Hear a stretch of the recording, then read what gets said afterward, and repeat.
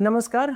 मी doctor Mukesh Malu. हे आमचे patient आहेत ज्यांना खांद्याचा स्नायू तुटल्यामुळे हात उचलताना त्रास वगैरे होत होता.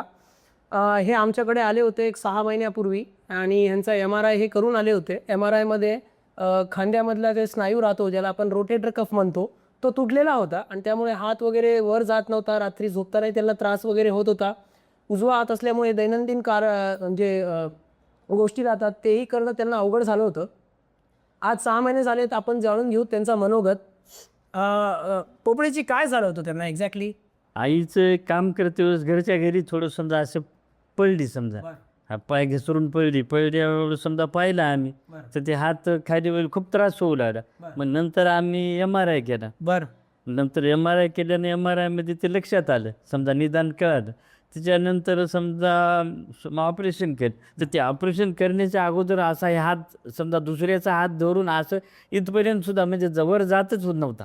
एवढी पोझिशन होती. खूप परेशानी झाली. हात काय वर जायना गेला.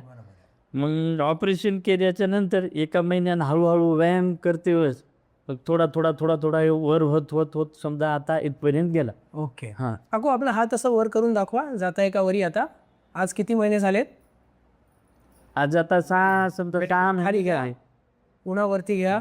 आता तुम्हाला काही त्रास वगैरे होतो? पाठीमागे जातोय हात व्यवस्थित सगळं तुम्हाला करता येतंय? काही त्रास होत नाही. गुड. आणि एखाद्या वेळेस मग मी तसा त्याला हेच करत नाही, दुखलं तर नाही म्हणजे ते दुखणं म्हणजे हेच नाही. अगोदर आम्ही 2 माणसांना असं धरून समजा तिथं तरी समजा जात नव्हता. एवढी परेशानी. मागे नेऊन पाहिजे. चाललाय सगळं तुम्हाला आता वेणी वगैरे करता येते, आंघोळ वगैरे करता येत, समजा तुम्हाला करता येतोय. आपलं hospital 21st century hospital SBI बँकेच्या बाजूला, डॉक्टर लेन, नांदेड. तुम्हालाही खांद्याशी रिलेटेड काही अशा समस्या असतील तर त्याचं पूर्ण निदान आणि उपचार खाली दिलेल्या पत्त्यावर आपल्या हॉस्पिटलचा ॲड्रेस आणि नंबर दिलेला आहे. तिथे तुम्ही संपर्क साधू शकता. MRI पहिले तुमचं झालेले आहे.